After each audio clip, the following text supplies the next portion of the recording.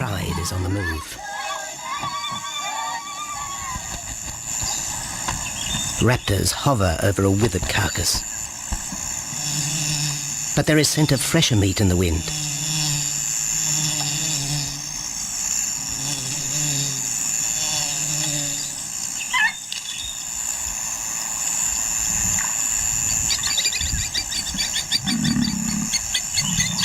Pickings have been slim for Nabamba's pride since her fight with a startled warthog. The lioness is limping from the encounter. And even the pride's big male, Jabu, wonders when his next meal will come.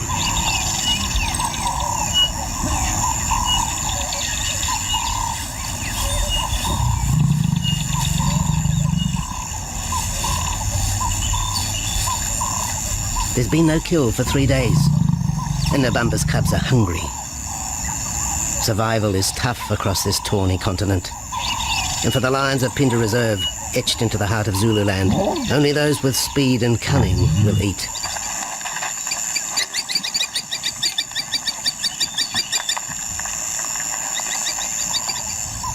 For this pride anyway, it's been a long time between meals.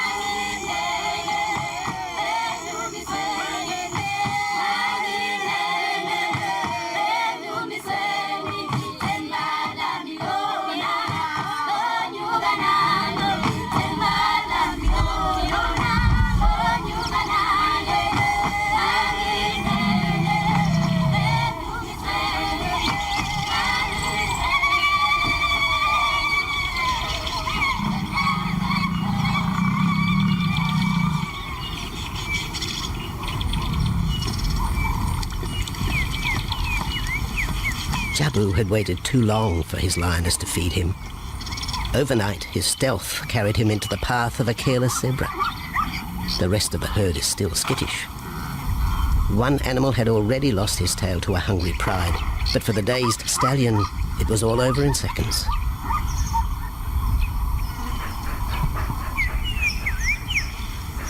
The big male watches his kill from a distance, exhausted by the chase, exhilarated by the sport.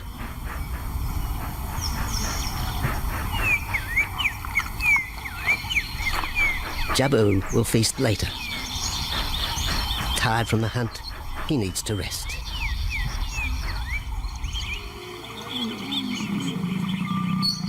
But his prey will be safe. Few scavengers will risk the sudden return of the Lion King.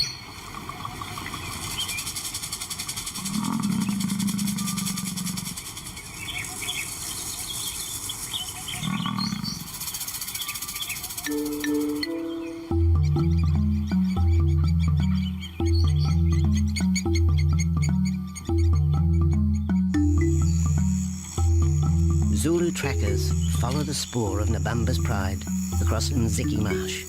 This vast tract of savanna is favoured by the lions in the dry air of winter, but it's a region also shared by Pinda's giraffe and white rhino population.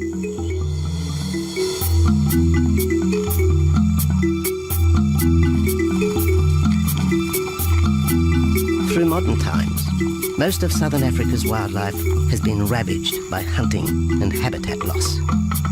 Farmland, overgrazed and buffeted by domestic stock, has ripped the heart out of the original bush.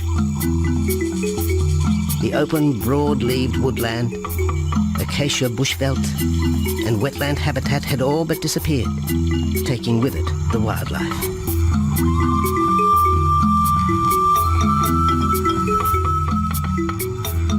A few years ago, the Pinda project was born. 17,000 hectares of farmland bought up in KwaZulu-Natal along South Africa's eastern seaboard. What followed was the largest game restocking program ever seen on the subcontinent.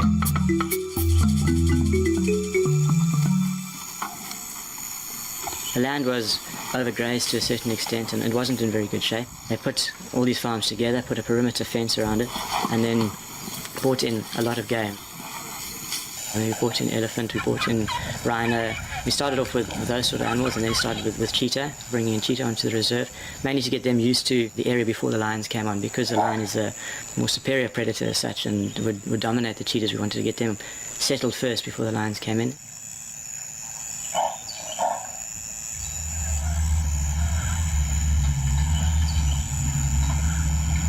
Andrew Lewis is habitat manager at Pinda, one of those committed to the restoration of southern Africa's ecosystem. Pinda is the Zulu word for return, and the aim of his company, Conservation Corporation Africa, is to return the land to its traditional wildlife and at the same time restore the habitat to its original state.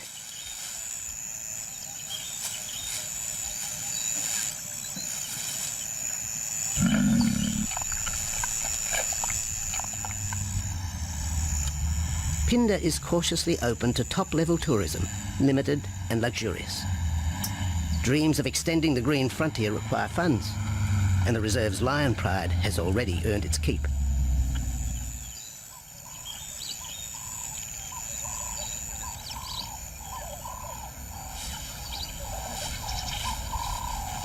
The lions on this property are actually generating revenue for the property through ecotourism, and that they are a benefit to the wildlife because of the draw card. There's a few animals, lions, elephants, for example, and rhinos, and possibly giraffes, but those are your main ones that people come to see. And we've been very fortunate to be able to have lions on the property, and I think those lions that we have given us amazing value for our guests, and by getting a guest in here, we're getting revenue into the area, and that's benefiting wildlife as a whole.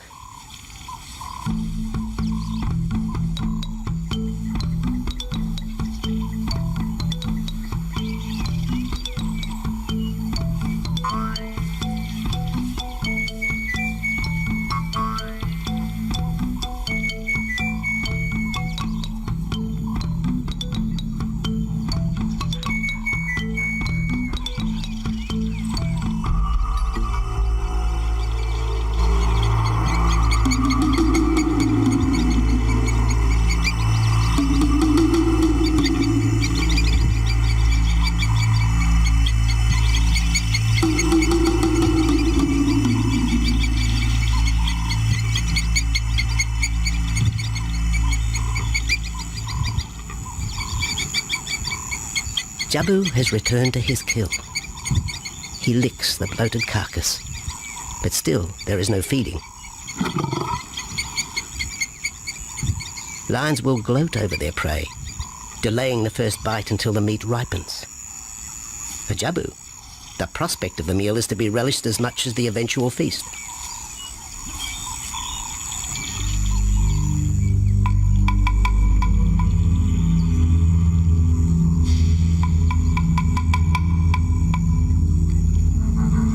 Meanwhile, Nabambo's pride is on the prowl.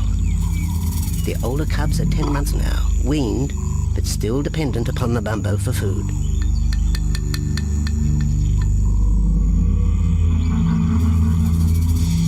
The cubs are learning to stalk, but they won't kill for another 6 months.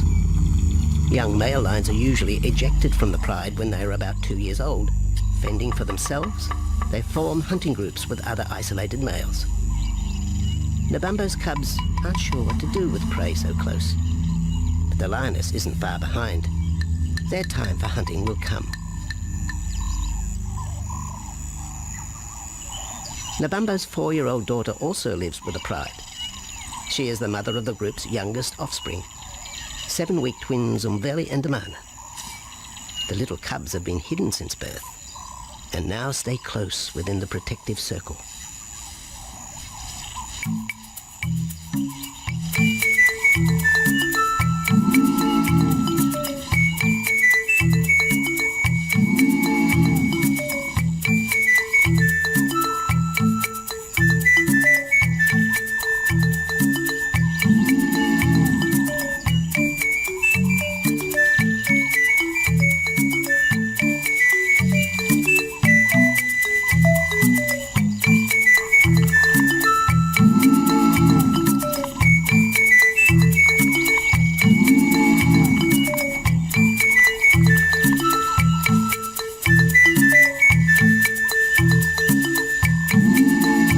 has little time for his small cub.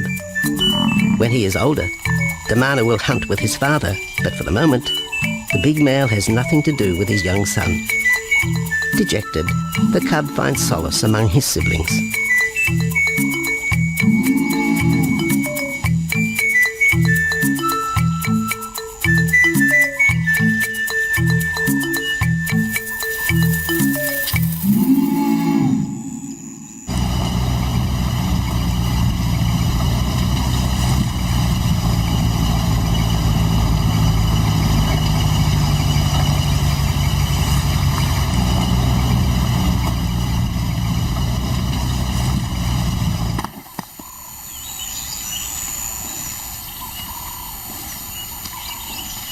A young giraffe lies helpless in the grass. The animal's complicated vertebra means it is unable to rest its neck for any length of time. Lack of mobility means blood to the brain slows, leaving the animal disabled.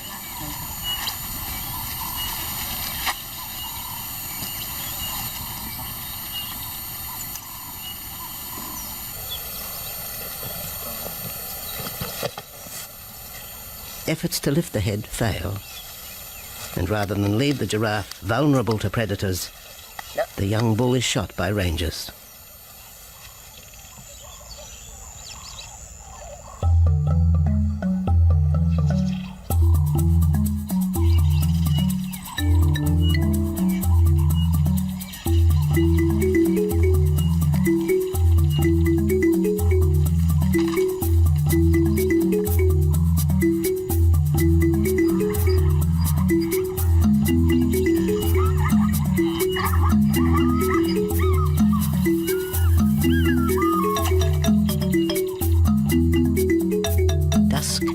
By the waterhole rekindles the interest of the pride. Nabambo is typical of most big cats. They conserve energy 20 hours a day, waking only to groom and hunt.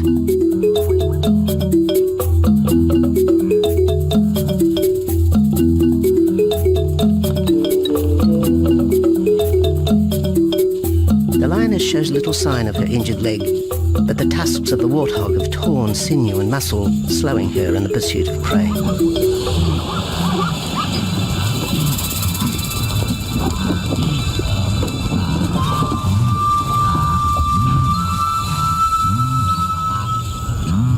Once again, Nabambo and her pride will go hungry. But the big lioness senses another kill nearby. A young giraffe slain by humans will provide meat for her cubs. Leaving the pride, Nabambo follows the scent.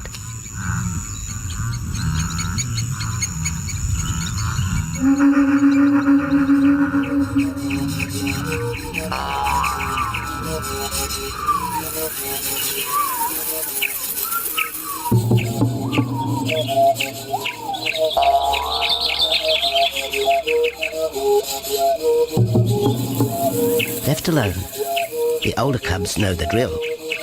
They will wait for Nabambo's call to take them to the kill.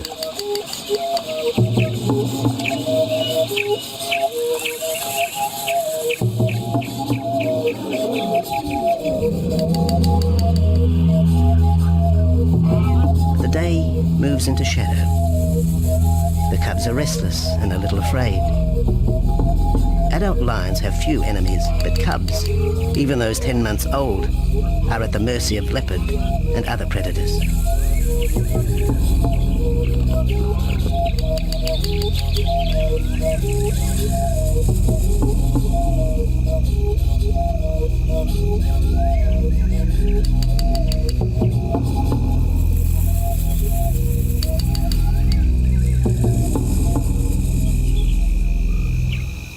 Nabambo has reached the kill, but her daughter is there first. Even though females hunt together, rivalry for the prey is fierce.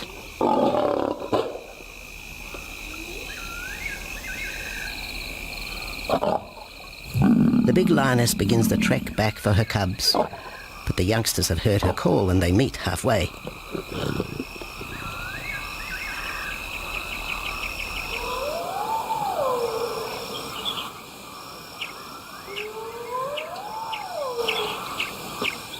Nabambo settles herself in the long grass. The cubs are unfamiliar with her behaviour.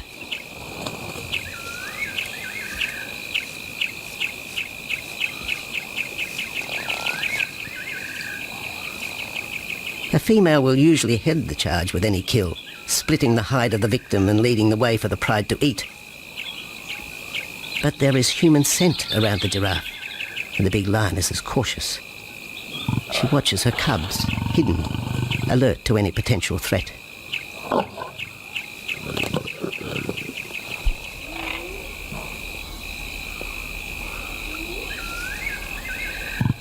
The cubs are curious, confused by this new smell.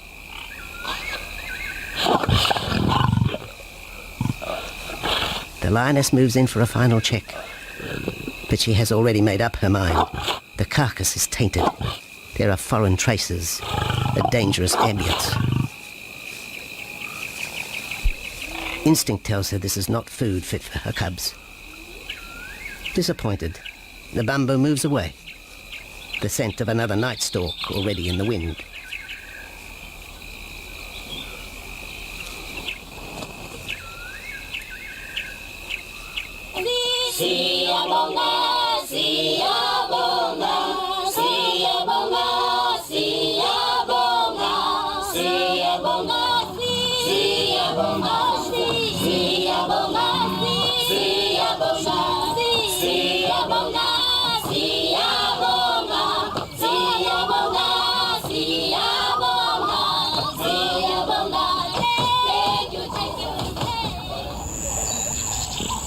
After 2 days, Jabu has returned to his kill with another younger male. 3-year-old Tembi is a son from a previous liaison with Nabambo, and the two paired up after Tembi was ousted from the pride.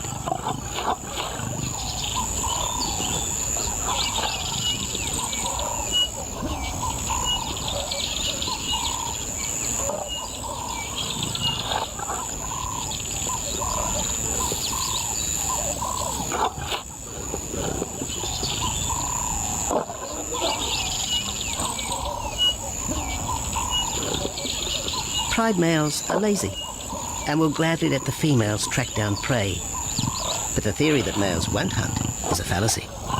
Any hungry male will hunt for himself when no free lunch is provided by the lioness, hyenas or other predators.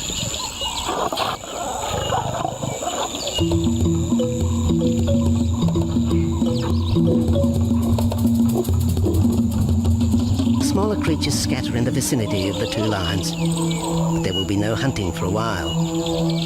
Bloated after the zebra kill, both males will sleep for the next day, oblivious of their surroundings.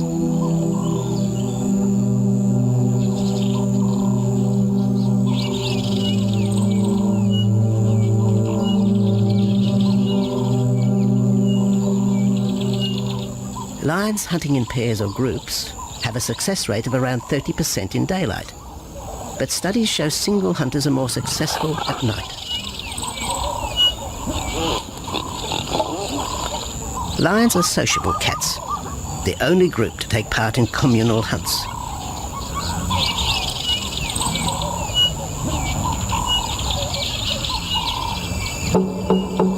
Ambush is an important part of the lion's strategy. Often one pride female will round up the prey from the front, driving it towards a second lioness.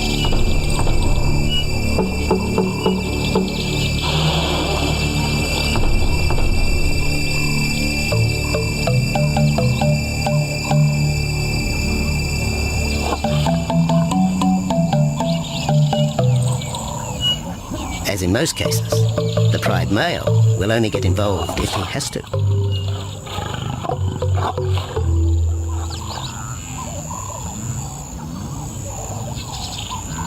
Accidents involving humans are rare in southern Africa's game reserves. Our primal fear of being eaten has been well documented, but in fact, lions seldom attack if they're not provoked. At Phinda, great care is taken to limit the number of people viewing game. Emphasis is placed on causing the animal as little stress as possible.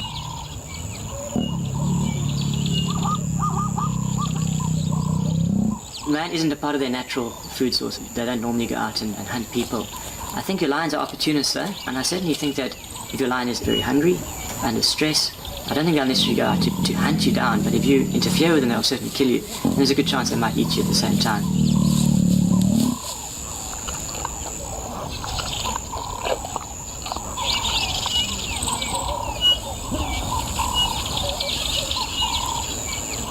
With all animals, it's how you treat them is what's the reaction you're going to get back from them. Certainly at Pinda, all our guides go through a training course and they're all brought up to a certain standard. There is a certain operating ethic with regards to viewing animals, and we certainly try and be as sensitive to the animals as possible.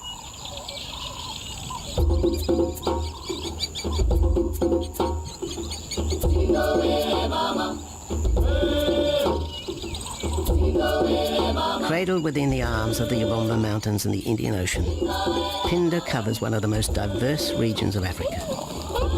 Here are found 7 different ecosystems, from palm savanna and bushveld to rare sand forest and dense thorn bush, all restored from the pastoral belt which had swept down the east coast.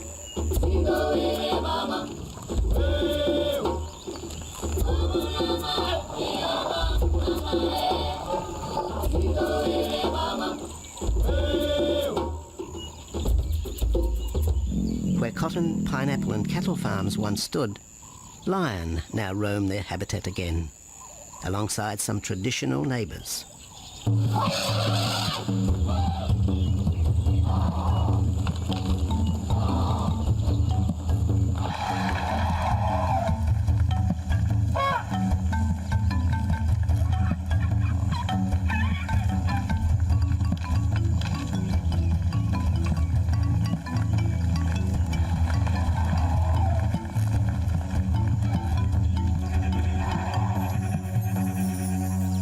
Pinda sees its responsibility to the region extending beyond restoration of habitat and wildlife. It provides schools and a clinic for the local Zulu community, as well as employment. In the eyes of Andrew Lewis, essential ingredients for a successful operation. It's very important to involve the communities around your reserve because they have to benefit as well. There's no point in just taking land, get some investors to invest in it, but if you don't allow the people who are on the periphery of that reserve to benefit from it, you're going to have an immense problem with poaching, and they're going to cut your fences down, and you're just going to have an uphill battle.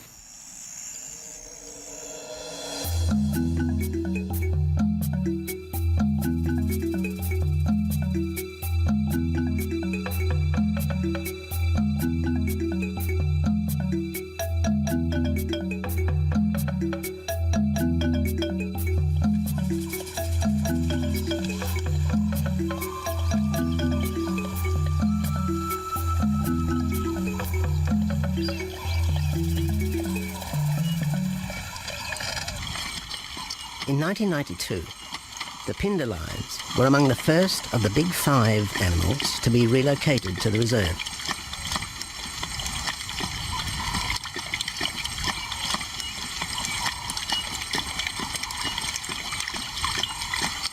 The original pride came from the northern province of South Africa, a vast scrubby region flanked by the ragged Drakensberg Mountains near the Mozambique border.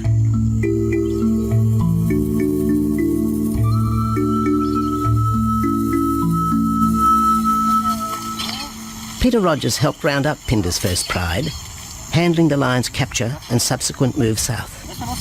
Today, he's head vet at the Hoedspruit Research and Breeding Centre for Endangered Species, overseeing its cheetah breeding program.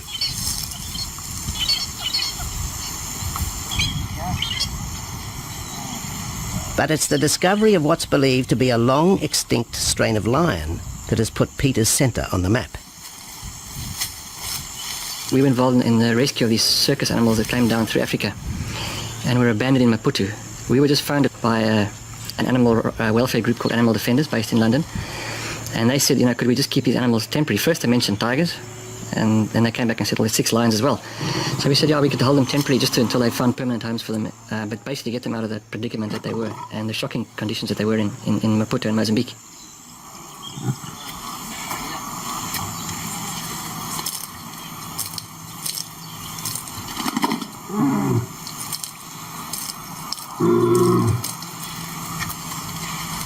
When the lions arrived at the breeding centre, Their size, pale colouring, and the male's thick black belly mane put them into the category of the Cape or Barbary lion, not seen in the wild since the early 1920s. A few still exist in captivity, and a male and female were brought to South Africa from an Italian zoo for breeding purposes. But attempts to mate Akef, the big male from the ill-fated Mozambique circus, with the Italian female are proving difficult.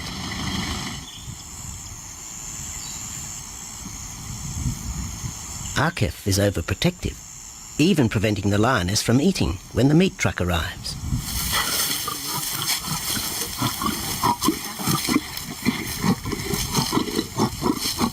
Finally, though, Sisi makes her breakthrough.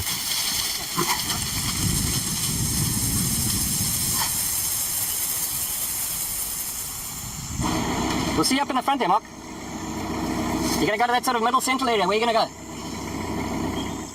In the next enclosure, Arturo, the Italian Barbary male, is about to be sedated.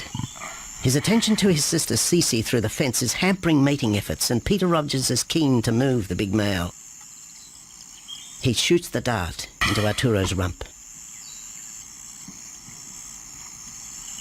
Arturo has been sterilized, but while his breeding days are finished, he'll live out his days at the center. 1.5 minutes now, so... His female companion, another Barbary from the Mozambique circus, is drawn away by the meat truck.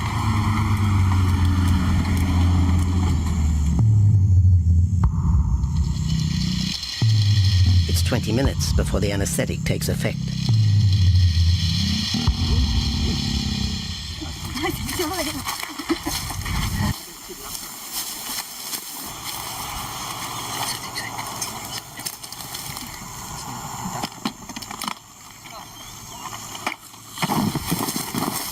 To be the supervisor. Slowly.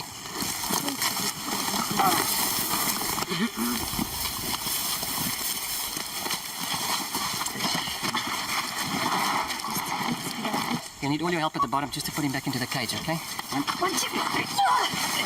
Yeah.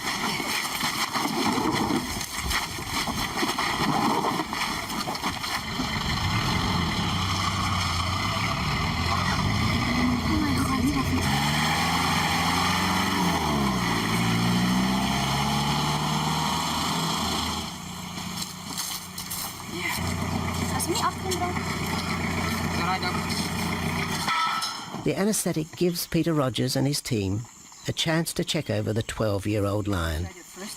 He'll spend a few weeks in this cage before being returned to his enclosure for observation. I still want to inject him and everything, Mark.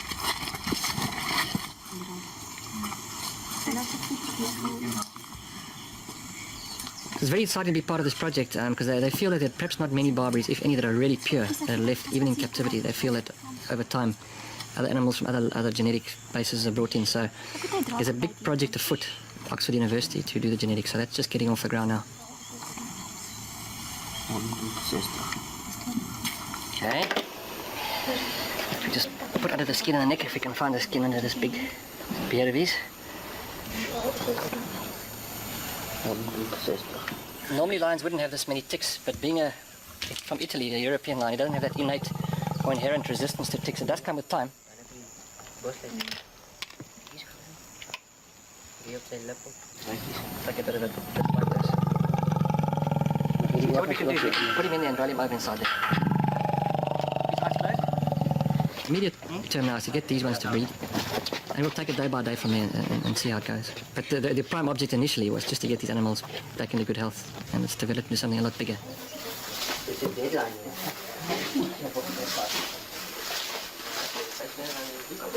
Yeah.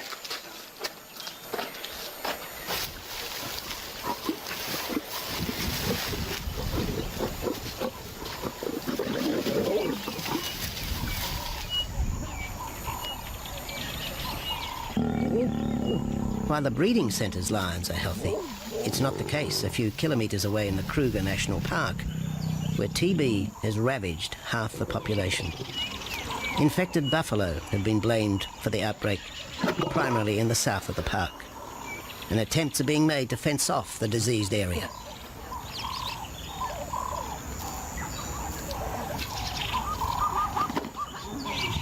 and the lions are preying on infected buffalo. Because it's an exotic disease, not an indigenous disease, the lions are totally naive, and they've got no resistance to it. So it's a big problem. It's a very difficult decision to make as to what to do. It's a very topical and heated subject at the moment.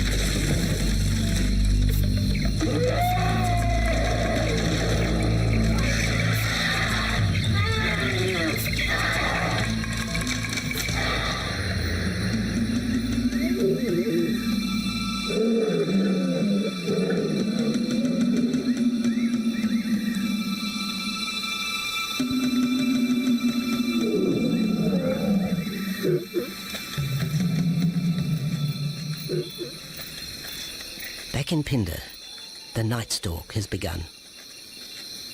Nabambo keeps her cubs close. They're hungry, but tonight only impala can be tracked down, a morsel for the lioness. Food is scarce at this time of year, so the pride's territory covers a large area. Lions can only afford to be territorial where there is a reliable supply of game.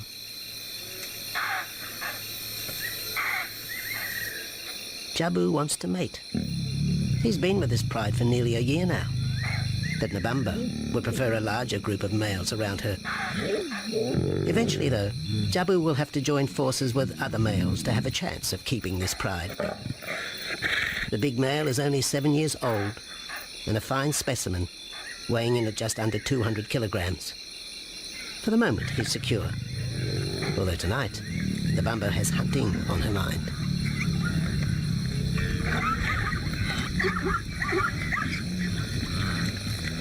The cubs follow in the lioness's wake. If there is a kill, she will feed first. Often, weak cubs lose out to a hungry mother. High juvenile mortality rates are the result of lean times.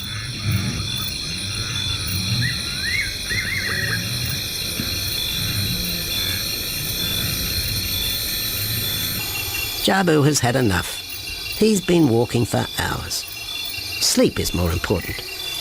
And the zebra he ate 2 days ago will suffice for another night.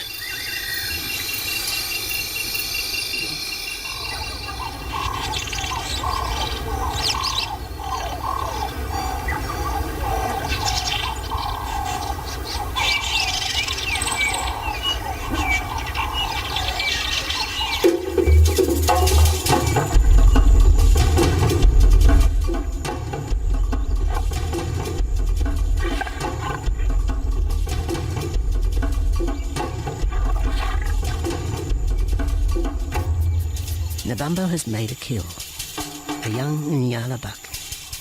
It's been 3 days since the pride is eaten, and this will provide meat for them all. But the lioness will eat first.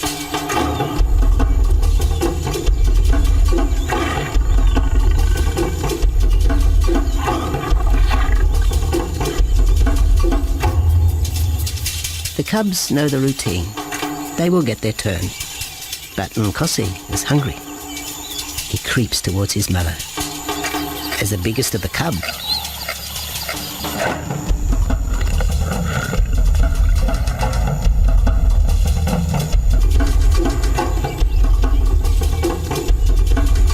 Nkosi watches. a lioness can eat more than 20 kilograms in a single sitting. This could be a long wait for the little cub. Nkosi approaches the kill cautiously. Sometimes a lioness will turn on her cubs, but today Nabambo is pleased with her efforts.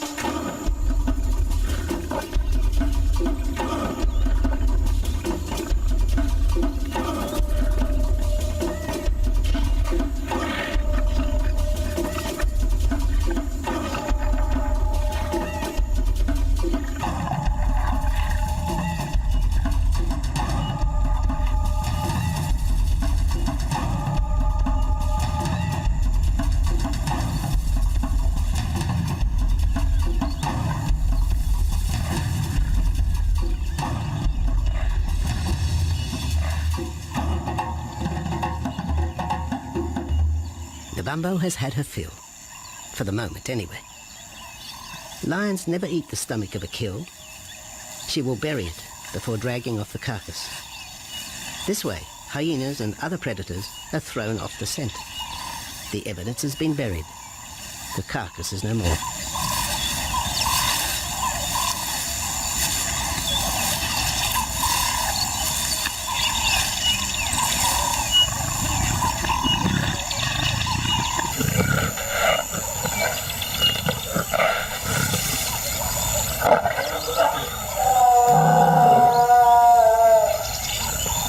Nabambo's daughter hears the call.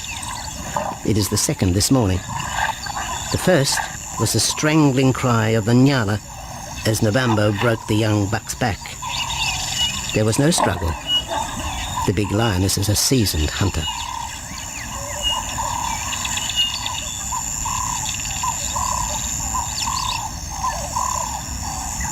The rest of the pride will feast on the carcass after Nabambo retires. But first, they will drag it into the bushes, away from prying eyes, away from raptors already circling the kill scene.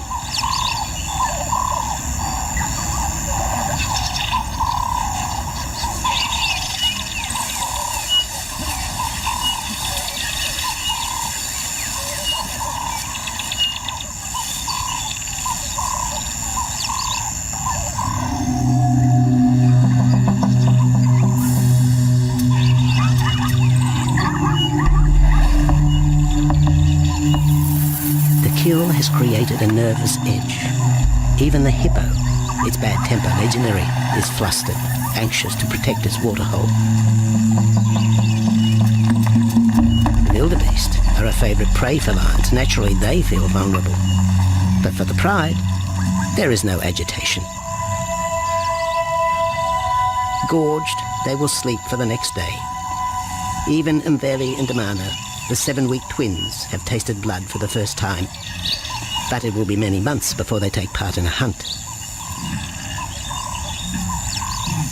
For the moment, they just want to play with Nkosi.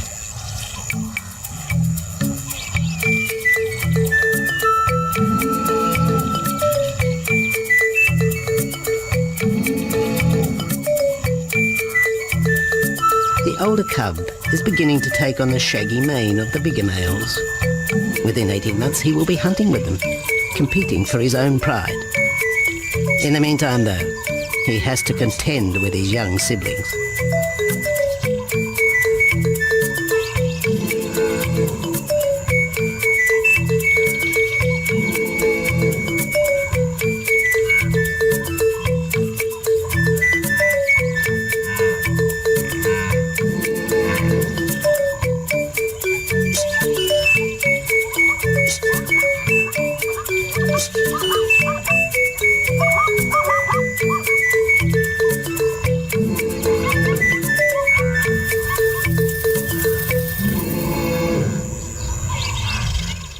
Jabu rejoins the pride. He has missed out on the kill, but he didn't share his zebra with the rest of the pride the previous day.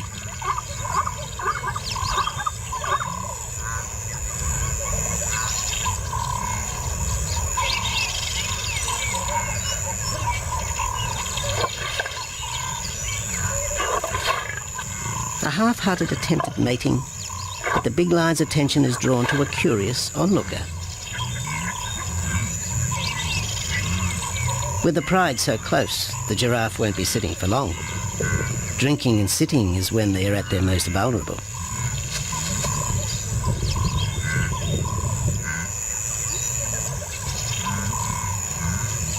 Jabu keeps an eye on his group. Pride takeovers by other males are common, and savage fights can occur between the pride male and the intruder. If a takeover is successful, the new male will usually kill all the suckling young of his former rival. When a nursing mother loses her cubs, she comes into heat within a few weeks. The normal interval between cubs is about 2 years, with a gestation time of 3 to 4 months.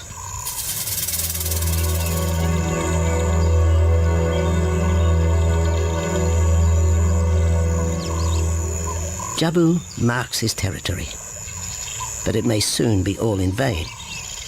A fresh infusion of lion genes is necessary to avoid the effects of long-term inbreeding.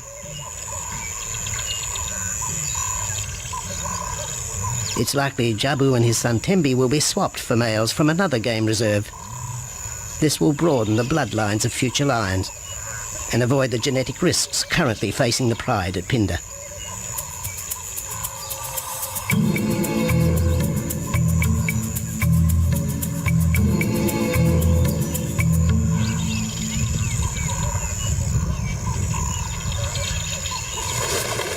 Vultures have found the dead buck, but there is little left of the carcass. November and her pride have eaten.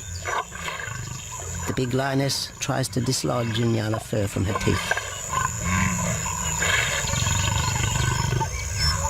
Tomorrow, the next day, there will be another kill. November's cubs will grow up strong.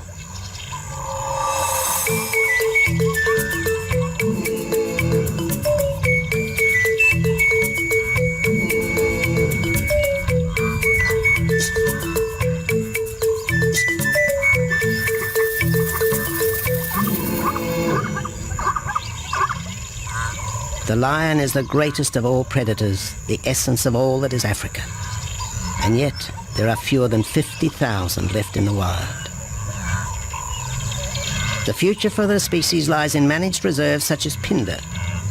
Here in Zululand, the lion roams free for the first time since the beginning of this century. At Pinda, the philosophy has always been simple. Africa's wildlife land, undervalued and underutilized, is the continent's most precious natural resource. Focusing on the animals, their habitat and local communities is just the beginning of an African renaissance.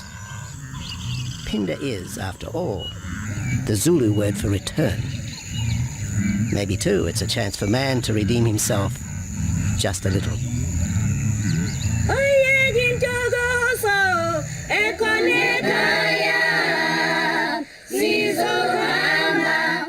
Hallelujah.